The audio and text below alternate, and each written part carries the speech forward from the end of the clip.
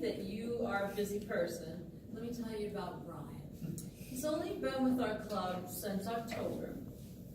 He works full-time. He goes to school at least part-time. And between him and his fiance, they have 6 kids. So he's a busy man. And he's prepared, and he's here tonight doing his second speech, which is titled Hillbilly Extraordinaire.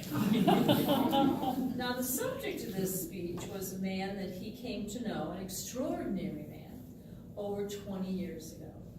The speech is going to run 5 to 7 minutes, and a couple of things that Brian is working on for his second speech is vocal variety, as well as working on his comfort level. Welcome to Brian.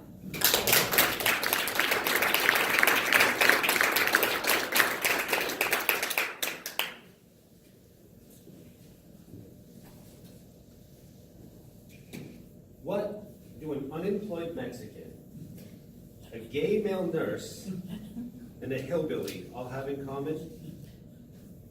If you were thinking they were your great housemates in the fall of 1998, you nailed it. I was 20 years old and I had just driven west from Maine to Arizona to find myself. Cliche. And when I got to Arizona, I lived in a tent out in the desert. I lived on Cheerios and canned chili beans. So it didn't take long for me to realize I needed a job. Some real food, and something a little more solid to sleep in. So I answered an ad in the paper, and I got a job selling vacuum cleaners door to door in Phoenix, Arizona. And it was while training to sell vacuum cleaners that I met the subject of this story, one Lloyd Earl Brown Jr., Hillbilly Extraordinaire. Lloyd was about 30 years old from the Ozarks of Missouri. And when I say hillbilly, I'm talking grade A, certified, he called his family kin type of hillbilly. I soon moved in with Lloyd. I now had some great housemates and a job. I spent my time during the day working out of Lloyd's cream-colored El Camino, smoking cigarettes, talking, and selling vacuum cleaners.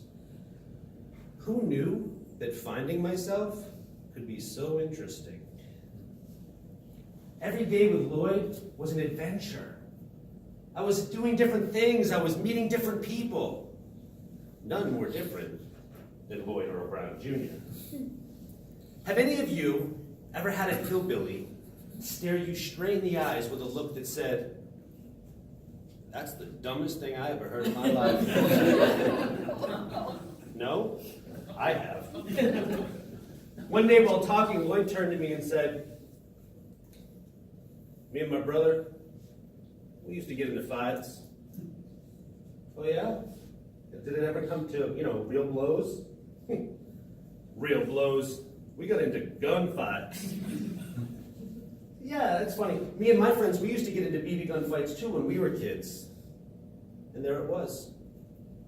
My first, "You're an idiot" look from a hillbilly. BB gun? We got into gunfights. But, Lloyd, you could have killed each other. Look, too. That's usually the reason people get into gunfights. So, Lloyd, how did those gunfights end? "Oh, my mom would break it up." "How did your mom break up a gunfight?" "With her gun." That was my life. And then one day, our relationship, it elevated to a whole new level. We had just eaten lunch and we were driving out of the parking lot when suddenly Lloyd pulled over to the side. He sat for a moment with his hands on the steering wheel until finally he said, "What you do? What you running from?" What are you talking about?"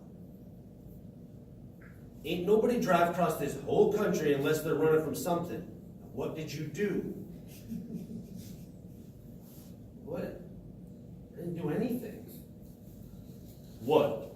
You're gonna tell me that you drove all the way out here to Arizona to find yourself for some dumb thing like that?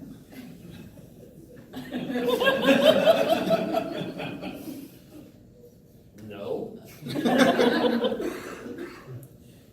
All right, tell you what. I'll tell you what I've done if you tell me what you've done.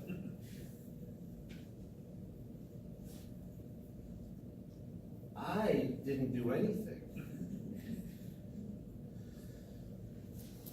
Fine.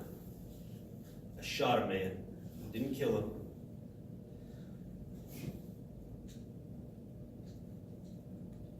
How do you answer that? How do you respond to someone that tells you they just shot a man? Me? I chose to use my superior Yankee eloquence. You what? It was self-defense. And when I was in jail, the jailer, who was in my clan, told me to go sweep the parking lot because he had to go out for a while. So I hopped a bus to Phoenix. So there I was, sitting in the car with a man who just admitted to shooting someone and then escaping from jail while awaiting trial for attempted murder. Awesome. I spent the next 10 minutes trying to convince that hillbilly that I wasn't on the lam, and I'm not certain I ever did. But now I had a problem. I knew Lloyd's secret. And I didn't want to get on Lloyd's bad side at this point, or ever. So I needed Lloyd to know that he could trust me, that I respected him. How was I going to show Lloyd respect? I had it. I'll call him Sir.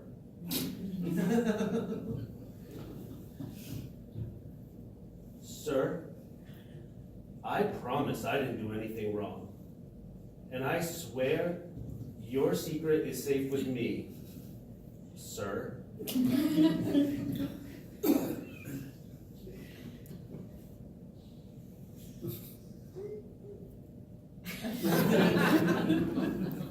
He glared at me. And he ended that conversation with one phrase. Sir? Don't call me sir. I ain't your daddy. Well, I lived for Lloyd for a while after that, and eventually parted ways. And if you're wondering, that separation did not involve any firearms. Did I ever find myself? I think I did. Did Lloyd have anything to do with that? I have no idea. But he certainly helped me find a lot of great stories. Thank you.